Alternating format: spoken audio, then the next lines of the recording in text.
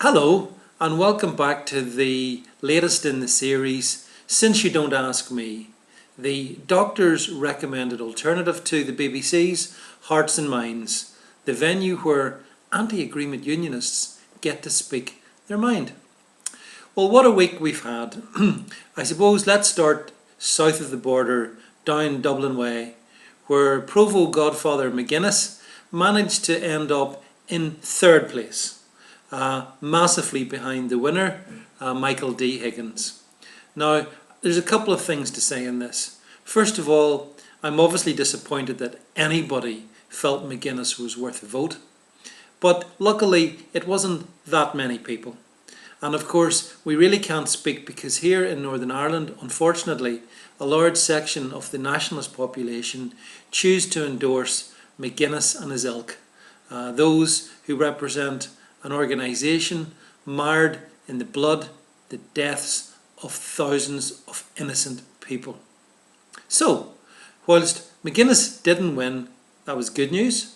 Of course, the fact that Michael D. Higgins, that Arafat-loving, anti-American, anti-Israeli neo-Marxist, did win is a tad disappointing, and I'm sure there will be consequences in the months and years ahead.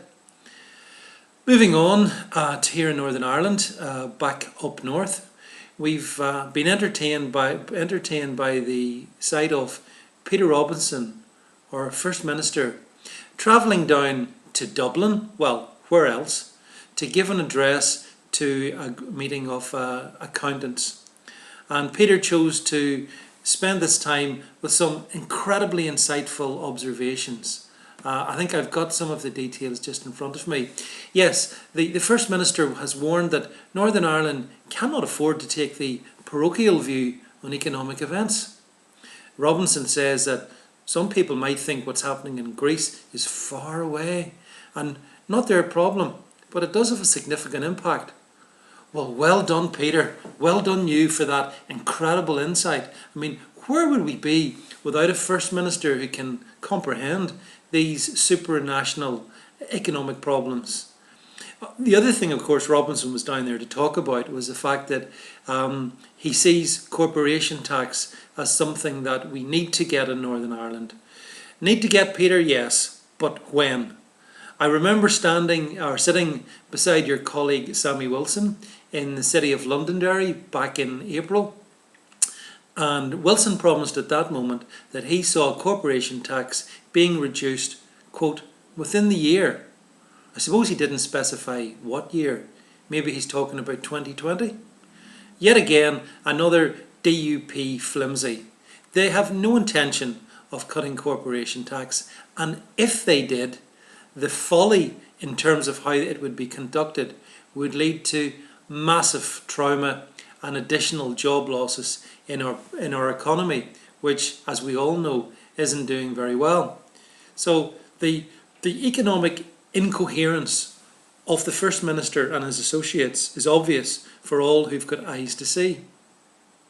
Another piece of news that has come through in recent days is that thanks to the efforts of TUV leader Jim Allister, it's now become public knowledge that the new rules for special advisors to our important political figures can still potentially carry a conviction for murder and nonetheless find themselves on 90 grand a year plus expenses.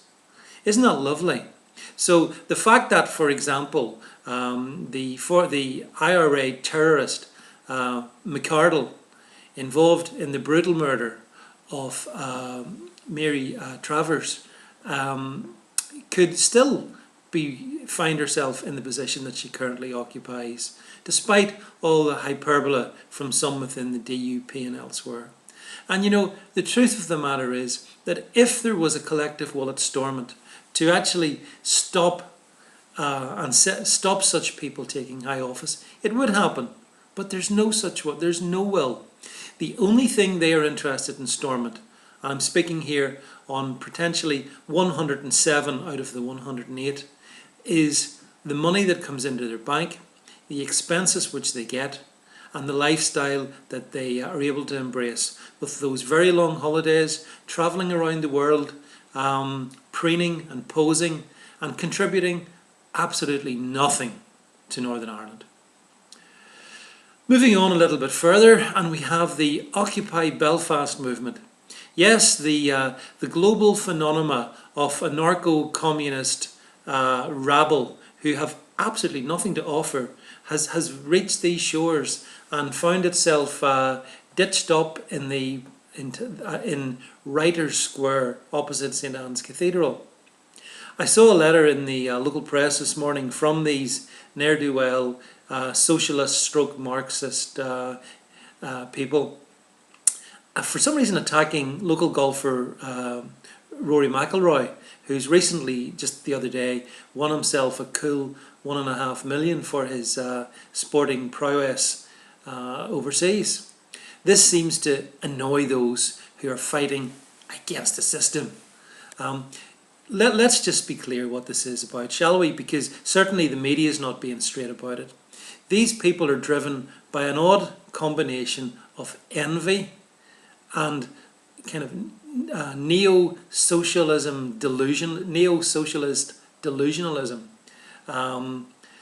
into wanting to essentially change a system which serves so many of us so well and which provides so many working class people with a very decent and respectable lifestyle. But that's not good enough for the elite sitting outside in their campsites and in their tents, and so they wish to change that.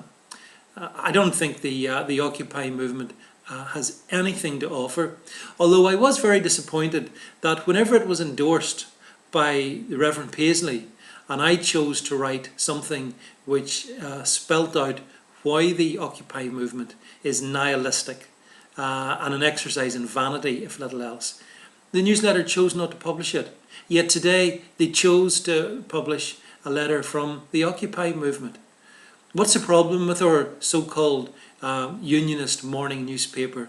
Is it afraid of saying things that criticises Dr. Paisley? Has it got a problem with those of us who actually proudly and unapologetically stand up for capitalism? Is that wrong? As far as I know, the newsletter tries to make a profit, which is rightly so, and it should therefore, at the very minimum, provide a platform for those who don't agree with the socialist rabble outside St Anne's. That's about it, folks, for this week in this extended contribution.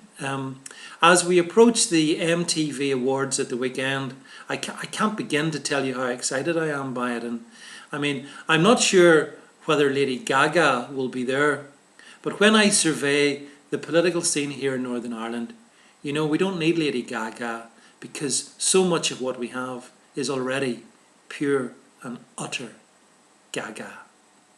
Thanks for stopping by. Speak to you next week. Take care.